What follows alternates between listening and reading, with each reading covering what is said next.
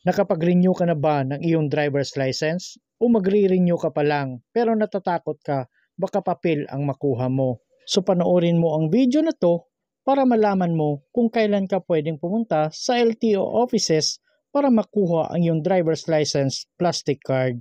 Pero bago yan, sa mga hindi pa nakasubscribe sa akin, kayo na ang bahala.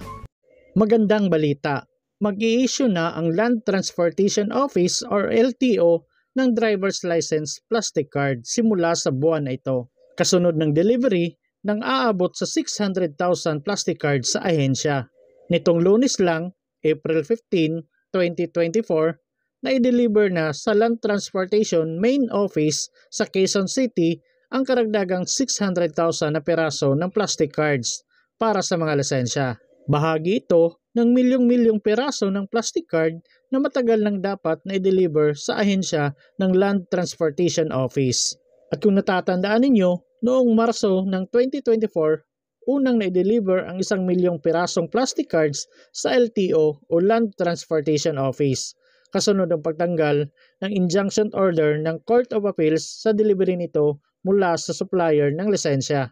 At sabi nga ng LTO, mayroong backlog ang ahensya na 4.1 million na licenses simula pa noong 2023. At ang magandang balita, ang mapapasong lisensya ngayong buwan at yung mga driver's license na napaso na mula April 2023 hanggang August 2023 ay maaari nang mag-renew ng kanilang mga lisensya at kunin ang mga driver's license plastic card sa tanggapan ng LTO para hindi naman papilang ang hawak ninyo.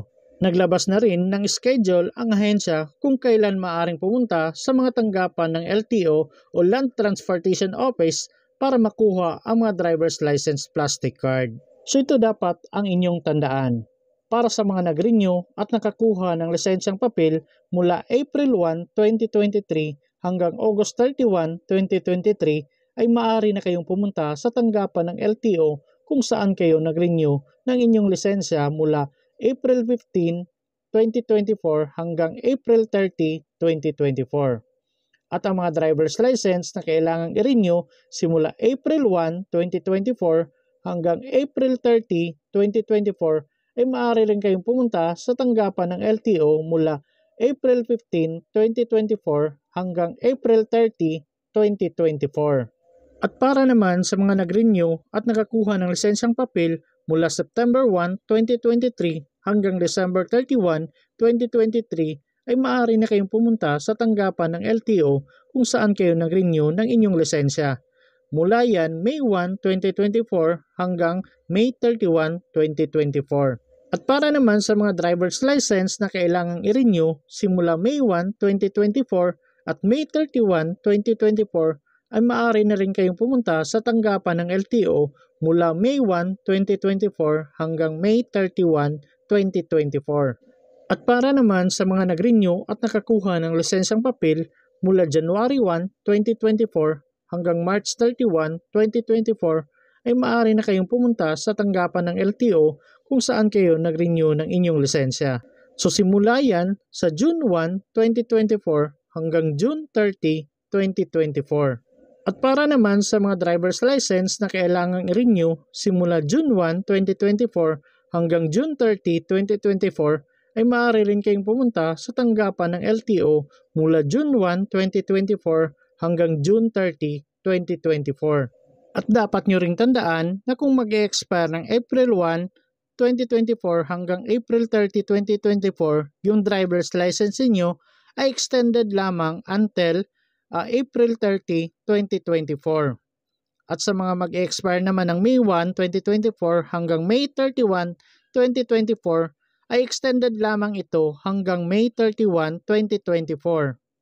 At sa mga mag-expire naman ng June 1, 2024 hanggang June 30, 2024 ay extended lamang ito hanggang June 30, 2024.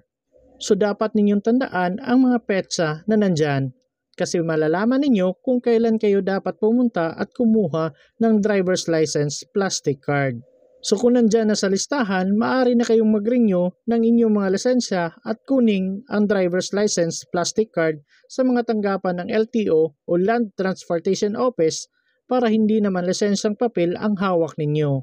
At kung natatandaan ninyo, una na ring inanunsyo ng LTO na nakatakda itong lumagda sa panibagong kontrata para mag-order ng mahigit na 6 na milyong piraso ng driver's license plastic card. At nitong Lunes nga lang, April 15, 2024, na i-deliver na sa Land Transportation Main Office sa Quezon City ang karagdagang 600,000 na piraso ng plastic card para sa lisensya. Nabahagi na rin ang milyong-milyong piraso ng plastic card na matagal nang dapat na i-deliver sa ahensya ng Land Transportation Office.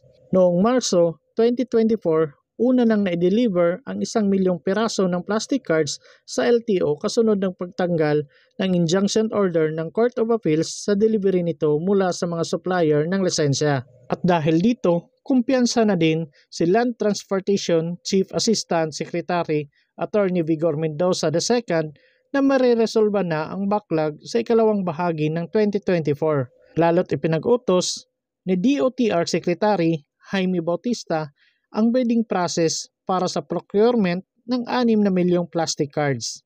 Kaugnay nito, nagpasalamat din si Land Transportation Office Chief Assistant Secretary Vigor Mendoza II sa desisyon ng Court of Appeals at iginiit na nangingibabaw dito ang interes ng taong bayan. At ito pa ang dagdag na sinabi ni LTO Chief Assistant Secretary Attorney Vigor Mendoza na sa 3rd week daw ng April ay papasok na yung additional 1 million na plastic card. Tapos by the 2nd week of May, yung kabuuan naman daw ng 1.2 million na plastic card ang papasok. After that, mayroon daw tayong panibagong supply na parating na will cover the rest of the year. So, kaklaruhin ko lang po yung schedule na pinalabas nila.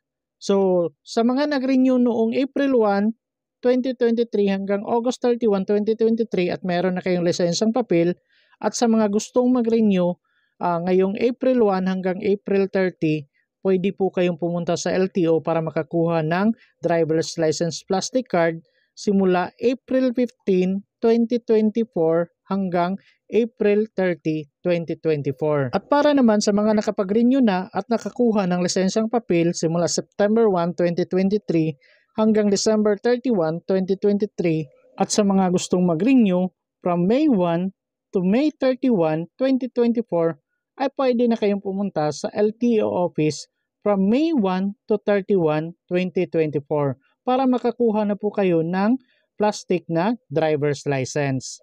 At sa mga nakapag-renew at nakakuha ng papel na lisensya from January 1, 2024 to March 31, 2024 at sa mga gustong mag-renew ng kanilang driver's license na pa-expire na from June 1 to 30, 2024 ay pwede na kayong pumunta sa pinakamalapit na LTO branch from June 1 to 30, 2024 sa inyong lugar.